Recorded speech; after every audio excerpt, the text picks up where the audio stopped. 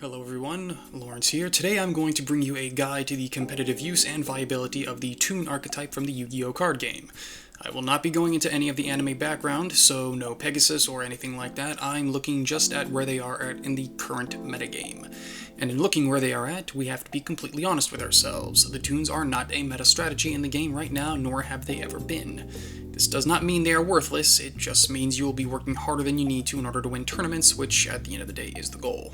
Let's start with understanding just what the Toons do. If I were to sum up in the simplest way possible what Toon's game plan is, it would be to troll the opponent. Toons, when the plan comes together, are immune to destruction and conventional disruption.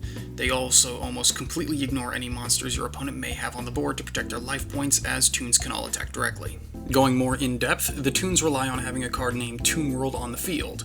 This can happen through either using the original Toon World or by using Toon Kingdom, which takes the name Toon World while on the field. There are three ways besides drawing into it by chance to get either of those two cards in your hand: Toon Table of Contents, Toon Bookmark, and Toon Dark Magician. Of these three options, Toon Table of Contents and Toon Bookmark are your most reliable options. Toon Table of Contents will search out any Toon card, which includes both World and Kingdom, and Bookmark searches any card that has Toon World in its text, which would get you Kingdom. Toon Dark Magician is available, but not as good for searching your initial Toon World. First, by the time it is on the board, you likely have Toon Kingdom in play already. Second, it requires discarding a Toon card from hand, which potentially forces you to lose a precious resource.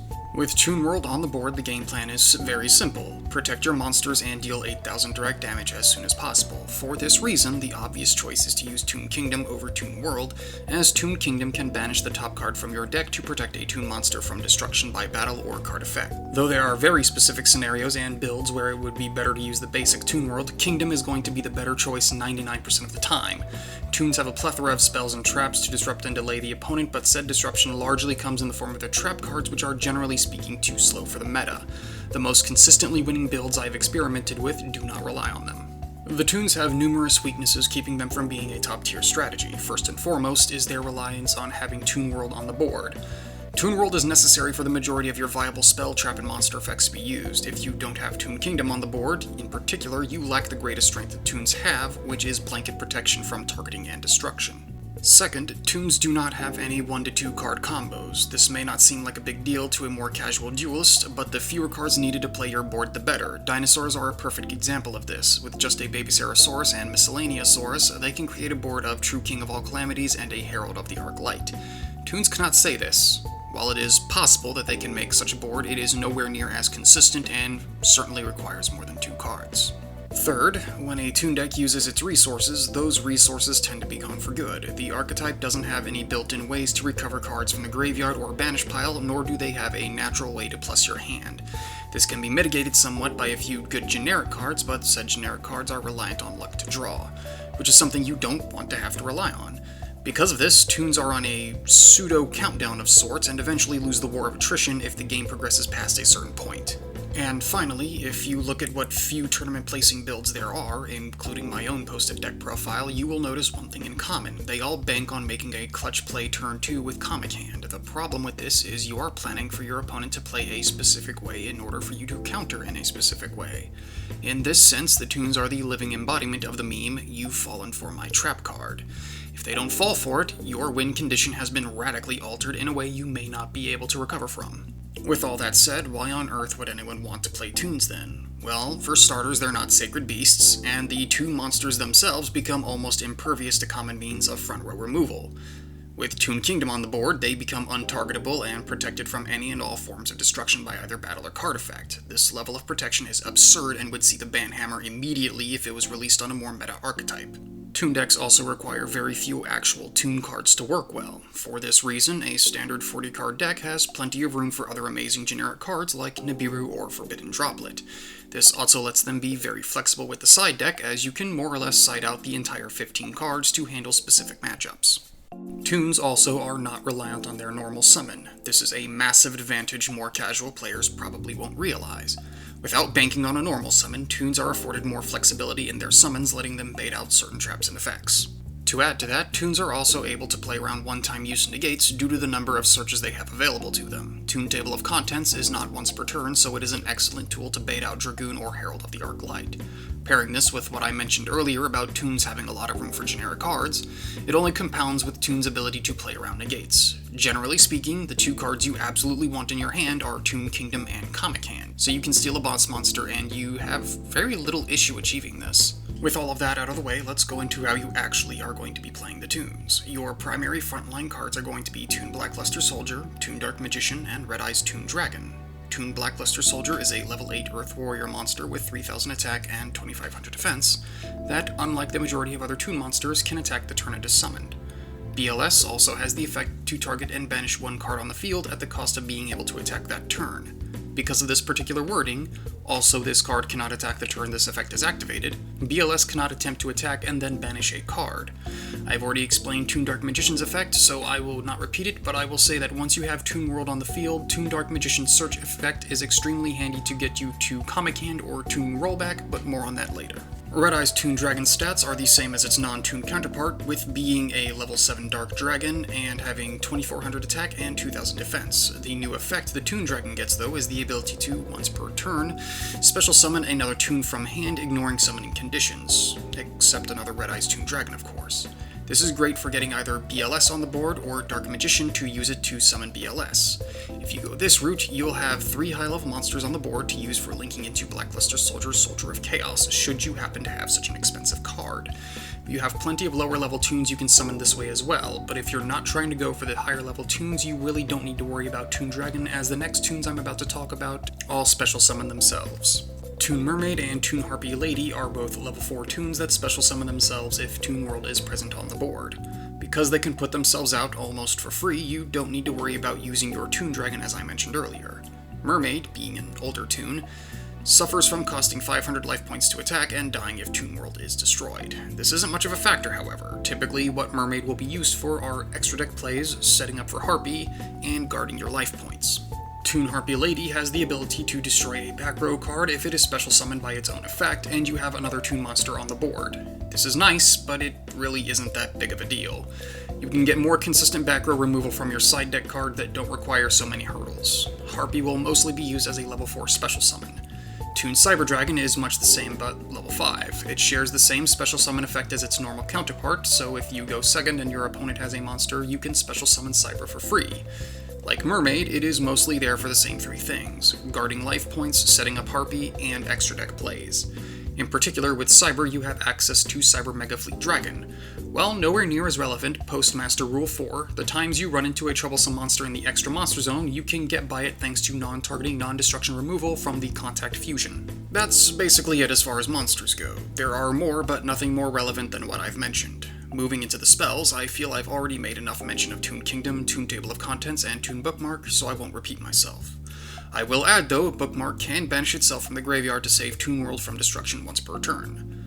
I've made a few mentions of Comic Hand as well, so allow me to elaborate. Comic Hand is an equip spell that essentially steals an opponent's monster and turns it into a toon, affording it protection by Toon Kingdom and the ability to attack directly.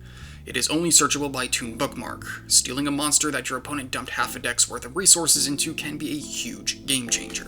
Another great card toons have access to is Toon Page Flip. It allows you to basically pick one of 3 differently named toon monsters from your deck to special summon randomly, ignoring summoning conditions. Plain and simple.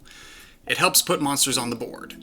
Toon Rollback is the final spell card I'll be talking about. It lets you pick a toon monster and give it a second attack. Mind you, this effect does not stack, so you can't play 2 of them and get 3 attacks out of your BLS. Still though, it lets you set up the winning turn. The only trap card worth noting in the Toon Archetype is Toon Terror.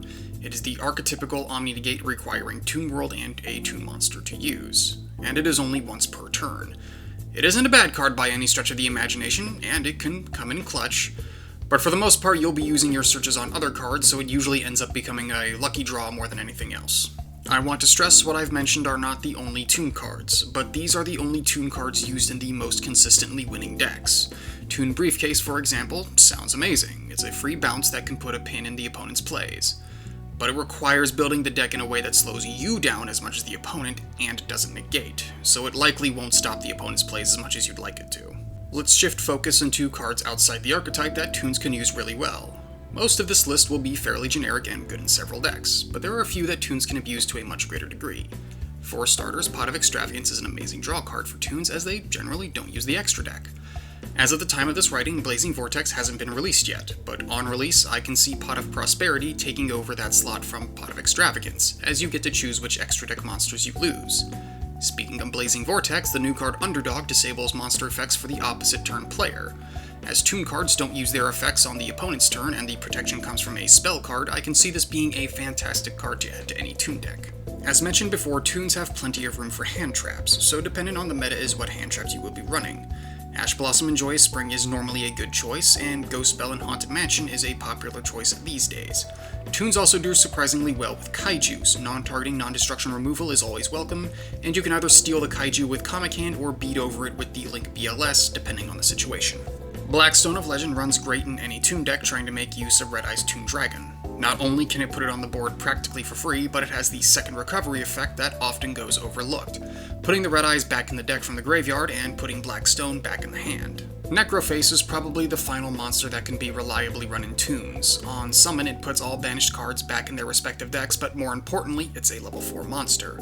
You're almost never going to use Necroface for the attack boost, and it'll primarily be there to recover banished cards and make rank 4 plays. Summon Limit and There Can Be Only One are also fantastic floodgates that Toon can play with as well.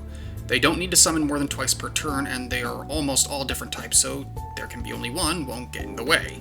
They can also make great use of Gozen Match for the same reason. They are varied enough in their attribute and type lineup that those cards can be easily played around. So how do you actually play a Toon deck? Well, first and foremost, Toons love having that 6th card on their first turn, so you, generally speaking, want to go second. Toon combos are pretty lackluster, typically only ending on a totally awesome and maybe, if you're really lucky, a Red Eyes Dark Dragoon to go with it. So don't rely on playing that first when it can be so easily interrupted. Instead, your aim should be going second, stopping the opponent's plays with hand traps, and finally breaking the opposing board. From here, rather than giving you a flow sheet telling you what to do, I'll instead give you tips for certain common scenarios. One such common scenario is having both Toon Table of Contents and Toon Bookmark in hand. Well, which one do you use first? You need to bear in mind Contents searches out everything you would want to search out besides Comic Hand, so you use Bookmark for the Comic Hand and Contents for everything else. If at any time you need to play through a negate, you always use Contents first and then Bookmark.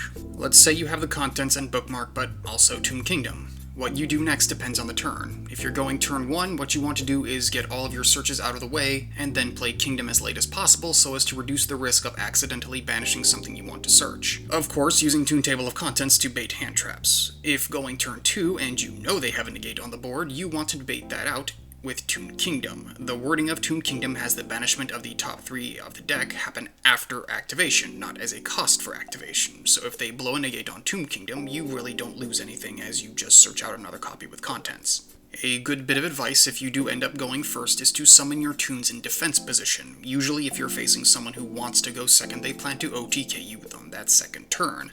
Even if they can't kill the Toons, they can still damage life points if your cards are left in attack position, so just don't give them that opportunity. Another bit of helpful advice is to mind your damage output. By all means, if you find yourself in a situation where you can OTK that turn, do it. But if not, and you see the opponent having an important monster on the board, well, Toons are not locked into direct attacks only. If your BLS can beat over a negate that would cause you problems in the next turn, go ahead and take it out. Bonus if you can get some life points for it too. It's okay to take out a potential threat rather than to try getting 3,000 damage on life points, but as always, it depends on the situation. At the end of the day, if we were to be completely honest with ourselves, leaving all bias for Pegasus aside, I cannot in good conscience recommend Toons to anyone trying to climb MMR and win tournaments. I do it because I'm a masochist. Don't be like me. In order to give Toons the best possible chance, they require some of the most expensive generic cards in the game, so it obviously wouldn't be something I recommend to a beginner. However, I do hope this guide of mine has been of some use to you, so have a good day, and treat each other like you have some sense.